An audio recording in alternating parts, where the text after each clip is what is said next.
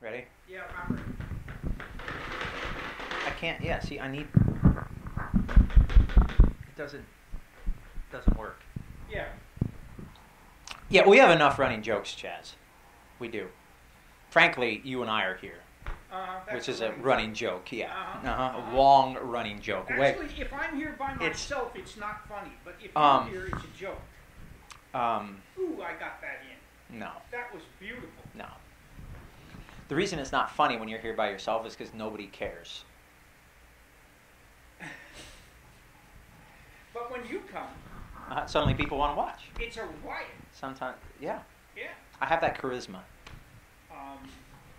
No. Anyway, so This is 7.1. 7.1, Paul's Workbench. And this is a different Paul's Workbench. We've done Paul's Workbenches before where I've showed you different tips or different tricks. What do you say? But this is more of this is like a Paul's Workbench that should be a voiceover video over some race, but it's too vague to be a voiceover video, so we're just going to talk about it. Because I came in this morning, and I went racing at Dirt Burners like I do most Tuesdays. What do you say? I come in the next morning. What do you say? You know, I usually end up leaving Dirt Burners Tuesday night at like 11:30 midnight. I mean, it's Tuesday night racing. It starts at 7 p.m. And it's too late to call Chaz and tell him about how the race went because he's an old person and he goes to bed at like 8 p.m. See? Yeah, just right in there. Right, that was smooth. Anyway, and so I tell Chaz about my racing the next morning. And I did pretty well up at Dirt Burners. Qualified second behind Alhorn and two-wheel.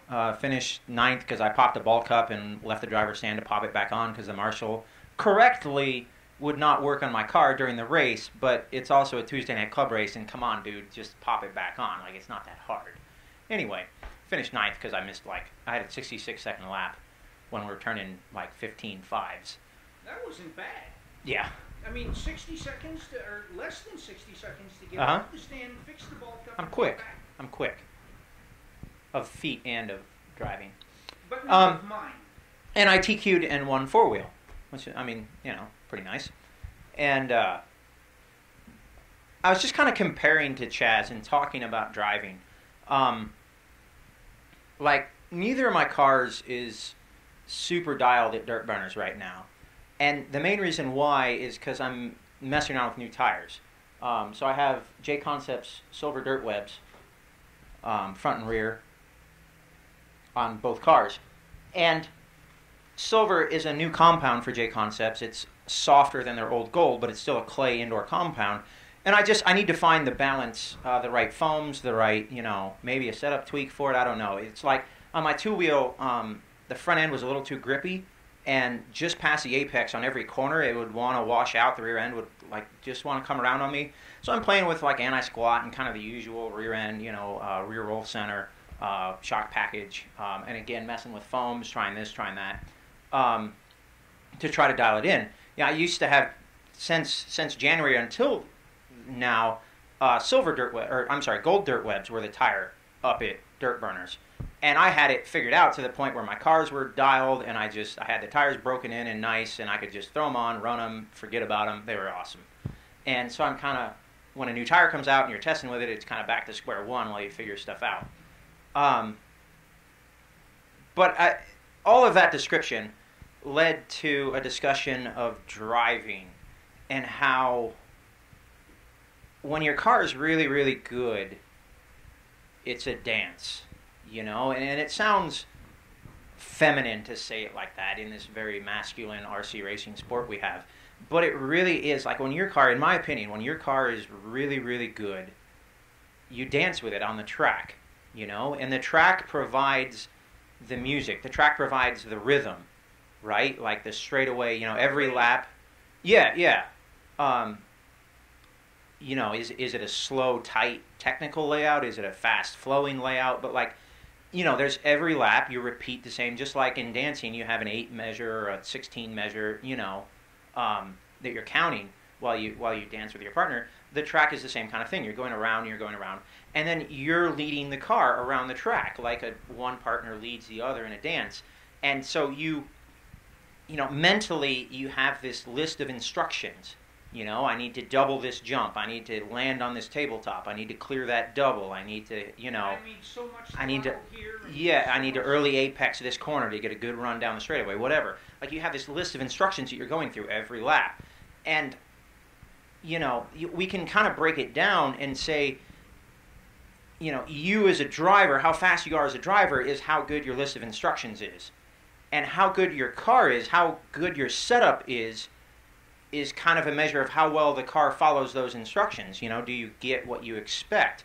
And in fact, if we take it a step further and we go to the engineering side of things, there's a whole system, or a whole part of engineering called systems and controls. And we could say that, if we treat the RC car as this black box, which is how, you can look at any system. You can look at your refrigerator as a black box, and there's an outside temperature and an inside temperature, and in terms of controls, we design the refrigerator to meet a certain setting, and there's that little dial you can mess around with. That's your input, the user input, and then the control system makes sure that the temperature of the refrigerator is the right temp. Well, if we look at our car as that kind of black box, the track is one input, and then your throttle and steering are the other inputs. Then you have an expected output, right? Like, based on the inputs that I've given and the way the track looks to me, I expect my car to do this. I expect, it's this rolling expected output. I expect my car to go through the corner this fast. I expect it to go this fast down the straightaway, whatever. And then there's an actual output. What did the combination of inputs result in? What did my car actually do? And in controls, we call it an error signal. The difference between your expected output and the real output is an error, right? And so if the car is exactly where I expect it to be, my error is 0. If the car hits a bump or a rut, or like I was saying earlier, my cubed, wanted to spin a little bit after the apex. And so it wasn't, there was an error signal every corner I went through where the car was a little bit loose, we would call it. And so the driver then has to adjust the inputs to account for that error. Getting back to the dancing analogy, if your dance partner, rolls an ankle or misses a step, you as the leader of the dance have to account for that and kind of catch it and then move on and keep it going. Why are you moving the camera? Because I am. Why? It's really disconcerting. Just keep going. It's really disconcerting. Keep going. He's doing this to me on purpose. And so he's like a track that's really inconsistent. He's just throwing stuff at me and seeing how I adapt. And I am making it interesting for the viewer. Oh, yeah? By giving them different... Yeah, you're making it interesting? Different perspectives on I'll give you a different perspective. So anyway, this is my new perspective. I'm just going to stare over here. Over here. So here we are dancing. And when everything works together, people ask me occasionally, do I still enjoy racing RC cars? And I think it's a valid question for anyone who makes this their job. Do you still enjoy it? Like, when it moves from a hobby to your job, what happens? And I tell you, there are days at work when it is work, when it is just, holy cow, I'm answering emails all day. It's kind of drudgery. But what I live for at the track are the moments when my car is working as I expect, when that error signal is 0, when every input I give the car results in the output that I want. And when I reach that point, then I can really push it. Then the driver in me can go as hard as I can, and you can start chasing that fast lap and really laying it down. And, we could get, people talk about the zone in all kinds of sports. He's really in the zone tonight. He's really turning in a good performance. And for me, the zone is not some mystical place, but rather it's a state of pure concentration. It's a state where I've stopped thinking about the car actively, and I'm just letting that dance go through my head, and the instructions come naturally, and the car just follows it, and I can see, because everything's working so well, I can really appreciate the artistry of hitting a jump perfectly, where you came into it faster than expected, you know, but then you were able to scrub the speed on the launch pad and then get the air, you know, get the car vertical so it acts as that air brake, and you wiggle the wheels to scrub a little more speed, and it hits a perfect downside, and you've pitched it just, you know, 10 degrees, 20 degrees to the right, so it's just going to, you know, smoke it around the next corner. And just, you let it flow through you, and you're so concentrated, not actively, mentally on the car, but you're just letting the instructions happen.